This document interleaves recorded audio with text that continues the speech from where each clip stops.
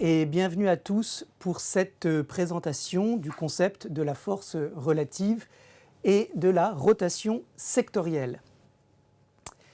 Découvrir le concept de la force relative, c'est important parce que cela peut vous permettre d'évaluer la force d'attraction d'un sous-jacent auprès des investisseurs relativement à un autre. La force en question résulte de la quantité de flux de capitaux qui sont dirigés vers le sous-jacent en question que vous considérez. Cette comparaison se fait par un ratio. Ce qu'on fait, c'est qu'on va diviser le sous-jacent, l'actif qui vous intéresse, par celui auquel on va le comparer. Vous allez donc avoir un ratio qui va être représenté par une courbe. Lorsque le numérateur, c'est-à-dire l'actif qui vous intéresse, progresse plus vite que le dénominateur, la valeur du ratio va augmenter. Et ce ratio qui est représenté graphiquement par une courbe va être donc une courbe ascendante. Et quand vous avez un ratio qui est en situation de courbe ascendante, on peut parler alors de surperformance. De la même manière, lorsque le numérateur progresse moins vite que le dénominateur, la valeur du ratio diminue. La courbe qui illustre donc les valeurs successives de ce ratio va donc être baissière et on va parler alors de sous-performance. Alors pourquoi ce concept de force relative, il est intéressant à connaître? Parce qu'il fournit des avantages tout à fait uniques. D'abord, il va vous permettre d'optimiser vos décisions d'investissement. Imaginez par exemple que vous soyez intéressé par deux valeurs d'un même secteur, par exemple Peugeot et Renault, et vous ne savez pas sur laquelle des deux vous devez investir. Eh bien, vous allez diviser Renault par Peugeot, et si le ratio monte, ça veut dire qu'il faut privilégier Renault, et si le ratio baisse, cela signifie qu'il faut privilégier Peugeot. De la même manière, il va vous permettre, ce ratio, d'évaluer la robustesse du momentum par rapport à son benchmark ou à d'autres actifs. Les ratios de force relative sont parfois des indicateurs avancés de la force d'un sous-jacent dans sa performance absolue et dans sa performance relative. Et puis, ça va vous permettre également de développer votre propre vision de marché. Imaginez par exemple qu'un ami vous donne un conseil sur un actif ou que dans un média, vous lisez une recommandation sur une action. Vous ne savez pas si c'est un bon conseil ou une bonne recommandation. Eh bien, vous prenez l'actif qui a été évoqué par votre ami ou le média en question, et vous allez diviser, par exemple, si c'est une action française, vous allez la diviser par le CAC 40. Et vous allez tout de suite voir si le ratio monte, si effectivement c'est une action qui surperforme le marché ou pas. Et donc vous saurez, de manière tout à fait autonome et indépendante, si ce conseil est un bon conseil ou pas. Lorsque le ratio monte, cela signifie que l'actif qui est considéré progresse plus vite. Qu'est-ce que ça veut dire concrètement ? Ça veut dire qu'il y a plus d'argent, plus de flux de capitaux qui arrivent sur ce sous-jacent que sur le reste du marché. C'est la raison pour laquelle il progresse plus vite. Donc, quand vous avez compris que ces ratios peuvent vous permettre de manière objective de quantifier la surperformance ou la sous-performance d'un actif par rapport à d'autres, vous pouvez établir toutes sortes de ratios. Tout à l'heure, je vous ai parlé de diviser une action par une autre pour savoir laquelle était la plus performante. C'est une bonne idée. Mais vous pouvez également diviser une action par un secteur. Imaginez par exemple que vous ayez envie d'investir dans le secteur de la technologie. Encore faut-il savoir sur ce secteur quelle action choisir. Eh bien, vous allez diviser STMicroelectronics ou une autre valeur de la techno par l'indice sectoriel Stoxx 600 technologies. Et si le ratio monte, ça veut dire que cette valeur va plus vite, progresse plus vite, bénéficie de la faveur des investisseurs d'une manière plus prononcée que le reste du secteur. Et donc, c'est un investissement intéressant. Vous pouvez diviser également, par exemple, un secteur par un indice. Selon l'état du cycle économique, et on va voir ça ensemble dans quelques minutes, tous les secteurs ne performent pas de la même manière. Il y a donc ce qu'on appelle une rotation sectorielle. Faut-il par exemple investir sur les services aux collectivités, qui sont par définition des valeurs défensives, ou sur des valeurs cycliques comme les ressources de base?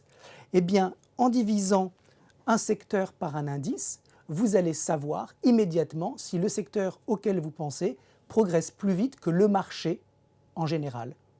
Vous pouvez diviser un secteur par un autre secteur. Par exemple, tout à l'heure j'évoquais les technos contre les utilities. En divisant ces deux secteurs entre eux, vous saurez effectivement quel secteur il faut privilégier. Et tout à l'heure, je vous disais que les ratios de force relative peuvent vous permettre d'avoir votre propre opinion de marché et d'être autonome. Si vous avez des secteurs défensifs qui surperforment les secteurs cycliques ou qui surperforment le marché en général, ça vous dit quelque chose sur l'état du marché et sur l'état d'avancement du cycle économique. Vous pouvez diviser un indice par un indice. Imaginez par exemple l'exemple d'un investisseur qui hésite entre le DAX et le CAC. Eh bien, en faisant le ratio des deux, il saura immédiatement quel indice privilégier. Enfin, pour terminer, vous pouvez diviser deux actifs de classes différentes. C'est ce qu'on appelle l'analyse intermarché. Typiquement, vous hésitez entre être investi sur les actions ou sur l'or. Eh bien, vous pouvez faire un ratio CAC 40 divisé par Gold en euros, ou alors vous pouvez diviser un autre indice européen par les cours de l'or en euros. Si le ratio monte, cela signifie que les actions sont à privilégier. Si le ratio baisse, alors peut-être cela suggère que vous devez mettre un petit peu d'or dans votre allocation d'actifs puisqu'il surperforme les actions.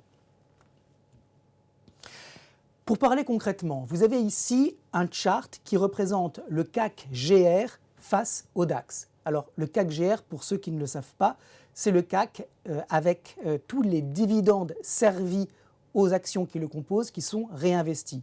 C'est important de comparer le CAC GR avec le DAX parce que le DAX, lui, est un indice qui est construit avec les dividendes réinvestis. Qu'est-ce que vous voyez sur cet écran? Que le ratio CAC GR face au DAX est dans une courbe ascendante. Cela signifie que deux investisseurs qui auraient l'un investi sur le CAC et l'autre sur le DAX auraient une performance depuis 2018, qui est la date de départ de cette surperformance notable du CAC par rapport au DAX, une surperformance notable, puisqu'on est à peu près à 20% de surperformance depuis maintenant une vingtaine de mois du CAC GR face au DAX. Vous voyez donc bien que c'est très important de savoir de manière quantitative quel est le niveau de surperformance ou de sous-performance d'un indice ou de n'importe quel sous-jacent face à son benchmark pour vous permettre, ce que je disais tout à l'heure en début de présentation, pour vous permettre de prendre des meilleures décisions d'investissement, de les optimiser. Vous avez donc un outil supplémentaire pour juger de l'idée d'investissement que vous avez. Ce n'est pas la force relative et on met de côté tout le reste. On va intégrer ce nouveau filtre à tous les outils que vous utilisez habituellement. Vous n'allez donc plus vous concentrer sur la performance du prix, ce qu'on appelle la performance absolue, mais vous allez vous concentrer sur la relation qui existe entre l'actif qui vous intéresse et son benchmark. L'utilisation de la force relative permet donc d'identifier les actifs qui surperforment, de les sélectionner et de les conserver tant qu'ils restent plus forts que le reste du marché. Néanmoins, il faut toujours retenir que ce sur quoi vous investissez, c'est un actif et son prix. Donc quand vous avez des ratios de force relative qui vous montrent par exemple qu'il y a une sous-performance nouvelle sur un actif sur lequel vous êtes investi, vous devez toujours attendre la validation par le prix, car comme je vous le disais tout à l'heure, les ratios de force relative sont parfois des indicateurs avancés. Regardez ici, en haut, vous avez l'évolution d'un actif. Les prix grimpent. Mais vous voyez bien qu'à partir de ce moment-là, là où vous voyez donc mon curseur rouge, la force relative se détériore. Autrement dit, à partir de ce moment-là, à droite de mon curseur, l'actif continue de progresser, mais il progresse moins vite. Le fait d'avoir une FR qui est plate signifie que l'actif avance, progresse à la même vitesse que le reste du marché. Lorsque vous avez une tête-épaule qui est une figure de retournement baissier, qui est validée par la cassure de la neckline, ici, vous avez donc une idée précise de sortie de cet actif si vous êtes long, car il y a un risque correctif important.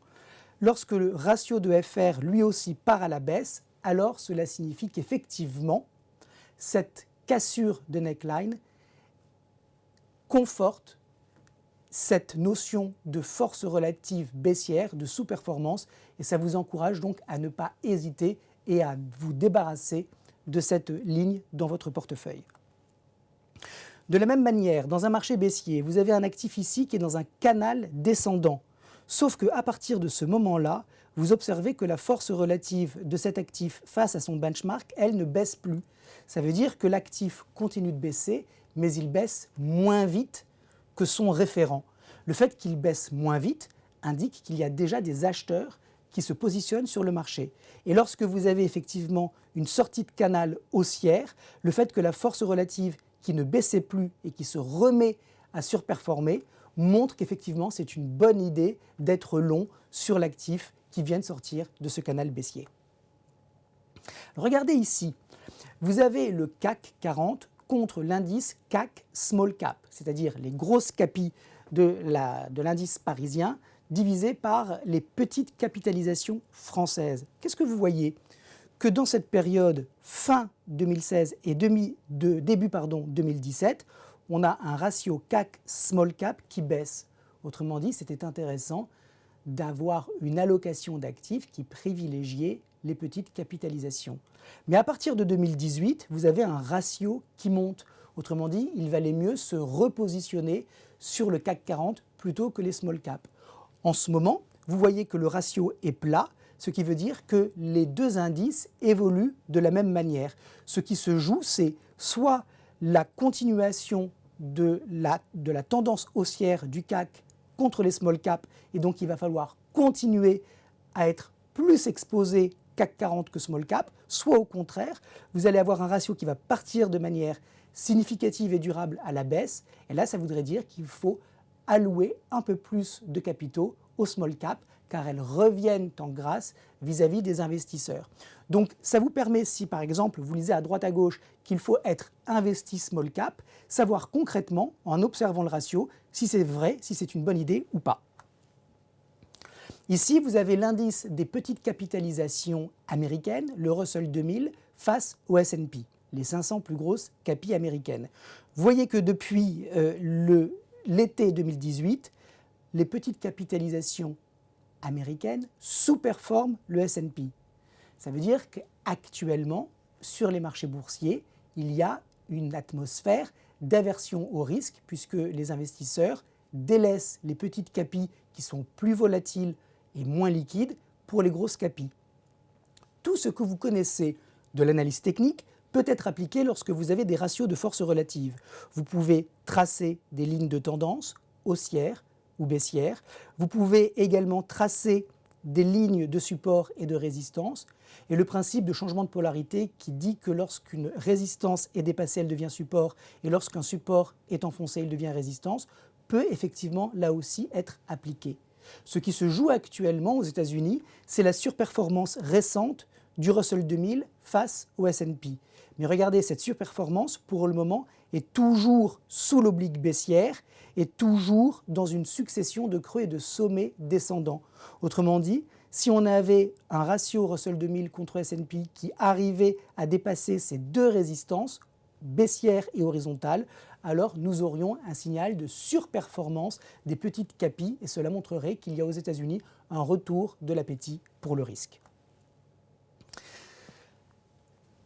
Lorsque vous cherchez à investir sur les marchés, vous avez toujours intérêt à privilégier les valeurs qui surperforment, c'est-à-dire les valeurs dont les ratios de force relative vont plus vite que le reste du marché. Et vous avez intérêt à éviter les valeurs qui sous-performent. Il y a plusieurs intérêts à détenir en portefeuille des valeurs qui surperforment. Premièrement, lorsque le marché est haussier, vous êtes en possession de titres qui vont progresser plus vite que le reste du marché. Par conséquent, vous allez générer ce qu'on appelle de l'alpha, de la surperformance. Et puis, lorsque le marché est en tendance baissière, vous allez avoir des actifs qui vont baisser moins vite que le reste du marché. Vous allez donc réduire la volatilité de votre portefeuille. C'est pour ça que c'est extrêmement important de comprendre ce concept de force relative, car il va vous guider à choisir les meilleurs sous-jacents. On va maintenant parler de la rotation sectorielle, car vous devez savoir que selon l'état de progression du cycle économique, tous les secteurs ne progressent pas de la même manière. Il y en a qui progressent plus vite lorsque le cycle repart, d'autres qui progressent plus vite lorsque le cycle ralentit, et c'est ce que nous appelons la rotation sectorielle. En général, les valeurs cycliques profitent d'un climat où l'inflation est importante et où la croissance est élevée. Ce sont des valeurs de croissance. Je pense notamment aux matériaux de base, aux biens d'équipement, à la techno. Lorsque le cycle est fort, leurs revenus progressent et leurs marges progressent et leurs résultats progressent plus vite dans ce contexte de demande et de croissance forte. A l'inverse, lorsque le cycle économique ralentit, les secteurs défensifs vont prendre le relais. Je pense notamment à la consommation de base, aux télécoms, à l'immobilier, à la santé, aux services aux collectivités et à l'alimentation. Ces valeurs offrent des dividendes élevés, elles sont stables et dans les environnements donc de basse inflation et de fin de cycle, comme elles sont justement moins liées à l'état d'avancement du cycle, elles vont être privilégiées par les investisseurs. Il va y avoir donc ces flux qui vont transiter de certaines classes de secteurs vers d'autres. Alors je vous ai mis ici les 19 secteurs qui composent le Stoxx 600. Les ressources de base, les banques, l'automobile, le tourisme, la chimie, les médias, la construction, les services financiers, la santé, le pétrole, les services aux collectivités, les télécoms, alimentation et boissons, technologie, assurance, biens et services industriels, immobilier, biens de consommation et distribution. Avec tout ce que je viens de vous expliquer, vous comprenez que vous pouvez maintenant choisir les secteurs qui sont les plus favorisés par les investisseurs institutionnels et y mettre, vous aussi, vos investissements. Vous voyez par exemple que en 2017 et début 2018, le ratio alimentation contre ressources de base était baissier, ce qui signifiait qu'il valait mieux être positionné sur un secteur cyclique ressources de base que sur l'alimentation. Mais ce ratio est dynamique. Et vous voyez qu'à partir de juillet 2018, le ratio monte. Cela signifie que le marché devient défensif et que les valeurs de l'alimentation surperforment les valeurs ressources de base qui sont, elles, par exemple, pénalisées par le contexte actuel de ralentissement de la croissance et du conflit commercial entre Chine et États-Unis. Donc on est dans un contexte où, quitte à risquer vos capitaux sur les marchés, autant le faire avec les secteurs qui surperforment le reste du marché et qui sont donc ceux qui sont privilégiés par les investisseurs. Utilities, c'est les services aux collectivités, c'est par définition un secteur défensif. Technologie, c'est un secteur cyclique. Vous le voyez ici, le ratio commence par baisser fin 2017 et demi début 2018, puis les utilities se remettent à surperformer à l'automne 2018, quand il y a eu le retour d'une grande volatilité sur les marchés. Ensuite, début 2019, les marchés sont beaucoup montés, le ratio baisse, les investisseurs sont revenus sur les actifs risqués. Et ce qu'on voit depuis le mois de mai, c'est que les utilities progressent plus vite que la technologie. Là aussi, les ratios de force relative nous donnent des indications sur l'état d'esprit du marché, en l'occurrence un état d'esprit défensif. Il est donc préférable d'être investi sur les valeurs des services aux collectivités que sur les valeurs technologiques tant que le ratio monte. Un autre ratio intéressant, cette fois-ci aux États-Unis, c'est le secteur de la techno contre les staples. Les staples, ce sont les valeurs de consommation courante que nous utilisons, que nous achetons, quel que soit l'état d'avancement et de maturité du cycle économique. Les valeurs comme par exemple Colgate, qui produisent du dentifrice, de la lessive. On consomme tous ces produits, quelle que soit la croissance économique dans laquelle nous sommes. Quand vous avez un secteur techno qui surperforme les biens de consommation courante, cela signifie que l'appétit pour le risque est important. En revanche, vous voyez bien que depuis maintenant presque 17 mois, on a un ratio qui stagne avec une oblique baissière.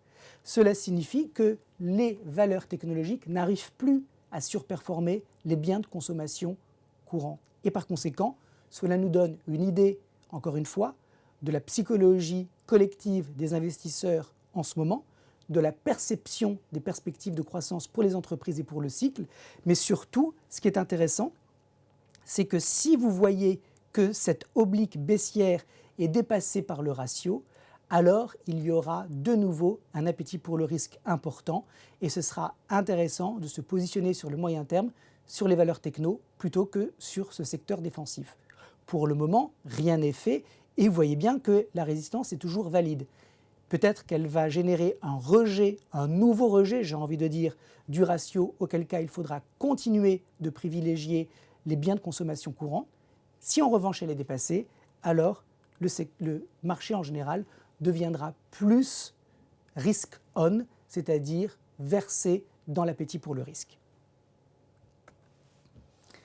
Voilà, cette présentation est maintenant terminée. J'espère qu'elle vous a intéressé. Je vous remercie pour votre présence et je vous encourage surtout à approfondir ces concepts de force relative et de rotation sectorielle pour optimiser vos investissements. À bientôt.